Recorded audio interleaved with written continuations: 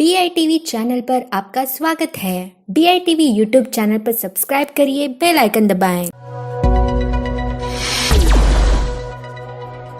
नमस्कार, मैं रंजीत सिंह। चर्चा जरूरी है कि आज के इस एपिसोड में आज हम चर्चा करने वाले हैं फिक्स डिपॉजिट इस सब्जेक्ट पर। तकरीबन हर इंसान अपनी जिंदगी में कभी ना कभी किसी ना किसी तरीके से फिक्स डिपॉजिट जरूर करता है, लेकिन बहुत कम लोग ऐसे होते हैं जिन्हें ये जानकारी होती है कि सही फिक्स डिपॉजिट का चुनाव कैसे करना है। जिस भी बैंक में हमारा अकाउंट है उसी बैंक में हम अपनी फिक्स डिपॉजिट कर देते हैं। एक थोड़ी आसानी भी होती है, और इस आसानी के चक्कर में हम ये देखते नहीं है कि वो जो एफडी हमने ली है उस एफडी के टर्म्स एंड कंडीशन क्या है। ज्यादा से ज्यादा अगर कोई देखता है तो वो ये देखता है कि उसका इंटरेस्ट रेट कितना है, और जितना इंटरेस्ट रेट अच्छा होगा उतनी अच्छी वो फिक्स डिपॉजिट उस व्यक्ति के लिए मानी जाती है।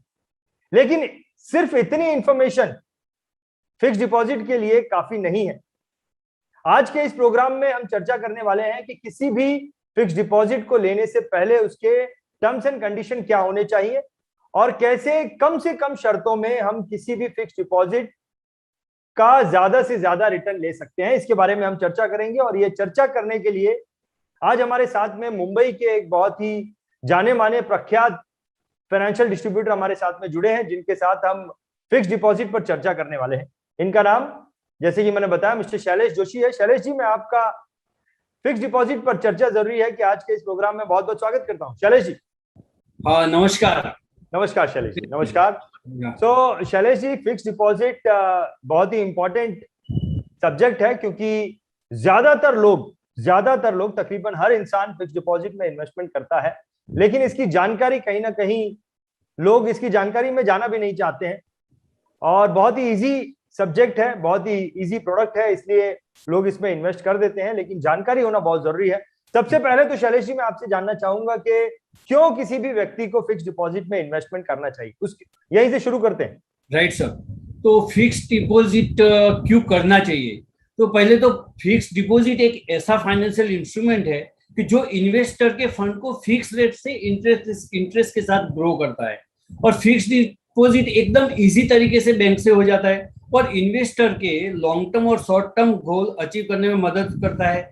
आज का जो टाइम है वो हाई वोलेटिलिटी का है, इसलिए इस टाइम में फिक्स डिपॉजिट इन्वेस्टर की कैपिटल को एश्योर और स्टडी रिटर्न के साथ कैपिटल को भी ग्रो करता है। इसलिए हर एक इंसान को अपने शॉर्ट टर्म और लॉन्ग टर्म गोल अचीव करने के लिए फिक्स डिपॉजिट करनी चाहिए।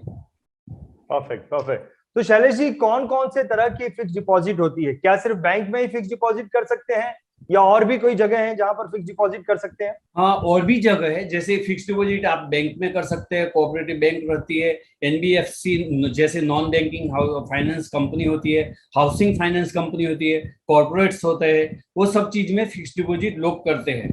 परफेक्ट। काफी सारी जगह बताई आपने शैलेश जी। हाँ जी। एक आम इंसान की थोड़ी टेंशन को दूर करने के लिए, है ना, थोड़ा सा उसे आसान बनाने के लिए फिक्स डिपॉजिट इस सब्जेक्ट को, क्या आप हमें बता सकते हैं कि कौन कौन सी जगह पर एक आम इंसान को, है ना, देखना नहीं चाहिए फिक्स डिपॉजिट करने की? कौन कौन से इंस्ट्रूमेंट में नहीं देखना चाहिए, थोड़े से टफ है, डिफिकल्ट है उसके लिए? ऐसे नॉर्मली लोग जैसे प्राइवेट जो सोसाइटीज रहती है, जैसे पदपेटी बोलते हैं, कोऑपरेटिव सोसाइटीज रहती है ना, कंपनियां रहती है, तो उसमें एफडी नहीं करना चाहिए। क्यों नहीं करना चाहिए यहाँ पर? तो एक तो कैपिटल की गारंटी नहीं रहती है वहां पे, इंटरेस्ट रेट की गारंटी नहीं रहती है, हाई रेट ऑफ इंटरेस्ट रहता है लेकिन उसकी कोई गारंटी नहीं रहती है, इसलिए। परफेक्ट। वाकई में रिस्क हो जाती है वहां पर, इसलिए वहां पर ना करें तो अच्छा है। हाई रिटर्न के चक्कर में कहीं कैपिटल खत्म ना हो जाए। एग्जैक्टली। तो शैलेश जी, जो इंस्ट्रूमेंट बचे उसमें भी आपका फेवरेट प्लेस आप कौन सी बोलना चाहेंगे कि यहाँ पे जो है this is my best place to invest, यहाँ पर जो है वो करना चाहिए? कोई एक दो ऑप्शन बता सकते हैं? जैसे एक तो हाउसिंग फाइनेंस कंपनियां है, दूसरा नॉन बैंकिंग फाइनेंस कंपनी है, इसमें करना चाहिए एक्चुअली फिक्स डिपॉजिट। इसमें फिक्स डिपॉजिट करना चाहिए। हाँ जी। तो शैलेश जी, एक व्यक्ति जिसका बैंक में एफडी है, जिसका हाँ जी। बैंक में फिक्स डिपॉजिट है, उसे थोड़ी सी आसानी हो जाती है कि बैंक में मैंने एफडी कर दिया। उसके अगेंस्ट में आपने बताया कि एनबीएफसी और हाउसिंग फाइनेंस में जो है फिक्स डिपॉजिट करना चाहिए। तो क्यों बैंक में एफडी नहीं करके, जहां पर एक सहूलत भी है, वहां पे नहीं करके आपने एनबीएफसी और हाउसिंग फाइनेंस का ऑप्शन बताया एफडी करने के लिए?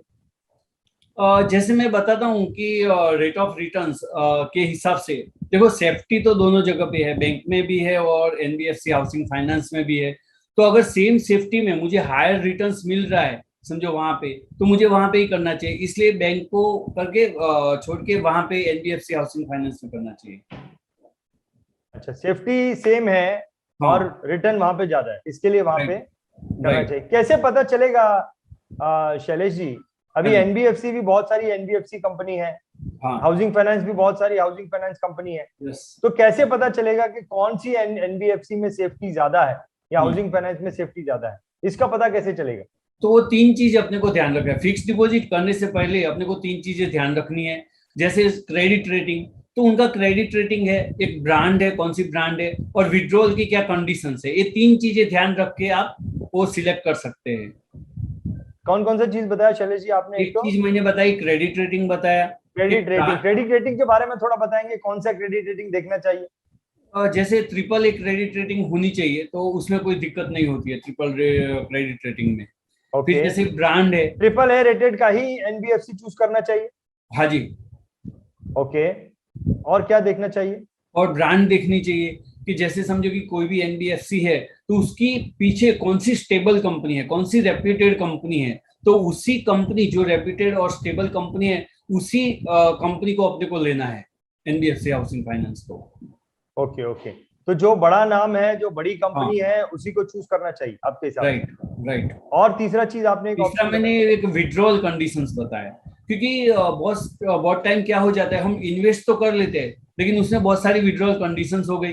तो जैसे कि समझो कि भाई आपका 3 साल तक पैसा लॉक हो गया, अभी वो बंदे को कभी भी लिक्विडिटी के लिए मिस चाहिए, कभी भी तो उनको नहीं मिल पाएगा। तो ये कंडीशन का खास ध्यान रखना चाहिए। Perfect perfect. एक चीज आपने बताई शैलेश जी के नॉर्मल बैंक के एफडी के कंपेयर में एनबीएफसी और इसमें रिटर्न ज्यादा होते हैं, जबकि सेफ्टी दोनों में ऑलमोस्ट, अगर ये आपने जो तीन चीजें बताई, क्रेडिट रेटिंग और ब्रांड और लिक्विडिटी ऑप्शन अगर सेम है, हाँ, तो सेफ्टी तो सेम है लेकिन रिटर्न ज्यादा होते हैं एनबीएफसी में। इसकी राइट। क्या वजह है? क्यों एनबीएफसी हाउसिंग फाइनेंस के return compare to bank FD ज्यादा होते हैं? अच्छा, अभी मैं बताता हूँ कि बैंक में नॉर्मली क्या होता है कि जो फंड की अवेलेबिलिटी हो ना, वो बहुत इजी होती है। वो कैसे होता है कि बैंक में नॉर्मली लोग सेविंग अकाउंट और करंट अकाउंट खोलते हैं। तो सेविंग और अकाउंट और करंट अकाउंट खोलने की वजह से उनके पास ऑलरेडी फंड अवेलेबल है। तो वो जो है ना, एफडी के ऊपर रिटर्न्स कम देती है बैंक। ठीक है। अभी सेम चीज है ना, एनबीएफसी में नहीं होता है, वहां पे कोई करंट और सेविंग अकाउंट की फैसिलिटी नहीं होती है। इसलिए उन लोग क्या करते हैं कि थोड़ा हायर इंटरेस्ट देके कस्टमर को बता सकते हैं कि रेट ऑफ इंटरेस्ट हायर है यहाँ पे, वो अट्रैक्ट करने के लिए। तो इसलिए वहां पे अपने को हायर रेट ऑफ इंटरेस्ट मिल रहा है, इसलिए हमें वहां पे एफडी करनी है।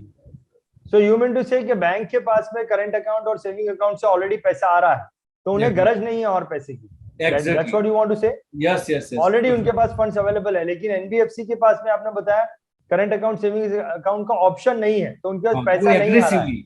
हाँ, तो इसीलिए उन्हें ज्यादा रिटर्न देने पड़ते हैं, राइट। है ना, ताकि उनके पास पैसा आए, किसी तरीके से तो पैसा आए। यस।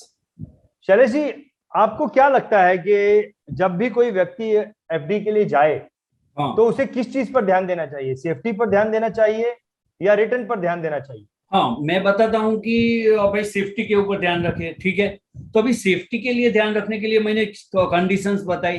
भाई आप क्रेडिट रेटिंग देख लो, ब्रांड देख लो, विड्रॉल फैसिलिटी देख लो, और फ्रीक्वेंसी ऑफ कंपाउंडिंग इंटरेस्ट का भी देख लो थोड़ा कुछ। तो ये चीज देखने के बाद आपने जैसे कंपनियां सिलेक्ट कर दी, वही 10 कंपनी सिलेक्ट कर दी, चल अभी क्या है कि समझो कि आपको वो 10 कंपनी में से एक कंपनी, दो कंपनी सिलेक्ट करनी है, तो उस वे से आप उसको सिलेक्ट करते हो। तो अभी यहाँ पे तो आपका सेफ्टी भी देख लिया आपने, और सेफ्टी देखने के बाद आपको रिटर्न्स भी ज्यादा आ गया, तो आपकी दोनों कंडीशंस यहाँ पे सॉल्व होती है।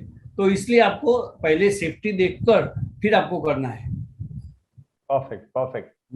सो शैलेश जी, किसी भी व्यक्ति को एक आखिरी प्रश्न आपसे पूछना चाहूंगा, हाँ काफी जी। सारी चीजें आपने डिटेल में बताई हैं। किसी राइट। भी व्यक्ति को किस पर्पस के हिसाब से एफडी अगर लेता है, तो उसे बेहतरीन बताया जाएगा कि इस पर्पस, ये पर्पस के हिसाब से किसी भी व्यक्ति को एफडी लेना चाहिए? कौन से पर्पस के लिए एफडी प्रॉपर फिट बैठती है हाँ, आपके हिसाब से? राइट।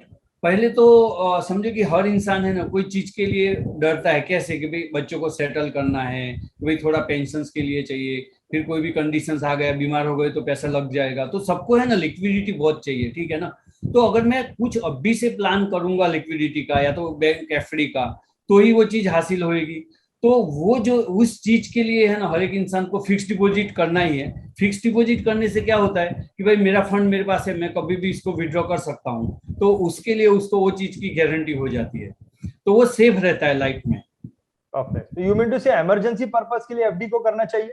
हाँ, इमरजेंसी पर्पस के लिए करना चाहिए, प्लस उसका शॉर्ट टर्म कुछ गोल हो उसके लिए एफडी करना चाहिए। एफडी में भी ऐसा आता है कि भाई समझो कि मुझे मीन्स आप समझो कि पर्टिकुलर सोच लिया भाई मुझे 10 लाख चाहिए, तो आप ऐसा भी कर सकते हो कि सिस्टमेटिक एफडी कर सकते हो, तो और वो चीज आप हासिल कर सकते हो शॉर्ट टर्म लॉन्ग टर्म में। तो शॉर्ट टर्म गोल के लिए, लिक्विडिटी पर्पस के लिए फिक्स डिपॉजिट को करना चाहिए, दैट्स व्हाट यू से। Right right. परफेक्ट, बहुत बढ़िया शैलेश जी, आपने Thank you very much. Fix deposit पर आपने काफी सारी हमें जानकारी दी। ये कुछ ऐसी जानकारियां हैं जिस पर लोगों को जानकारी नहीं रहती है, और ये जो इन्फॉर्मेशन आपने दी है, इस इन्फॉर्मेशन की मदद से कोई भी व्यक्ति ये पता कर पाएगा कि कौन कौन से कंडीशंस को ध्यान में रखकर किसी को भी एफडी लेनी चाहिए। और ये सब इन्फॉर्मेशन शैलेश जी आपने बहुत ही सरल भाषा में, बहुत ही डिटेल तरीके से दी, इसके लिए मैं आपका बहुत बहुत धन्यवाद करना चाहूंगा Shailesh ji. Thank you very much, thank you very much. Welcome sir, welcome, great. BITV channel पर आपका स्वागत है। BITV यूट्यूब चैनल पर सब्सक्राइब करिए, बेल आइकन दबाएं।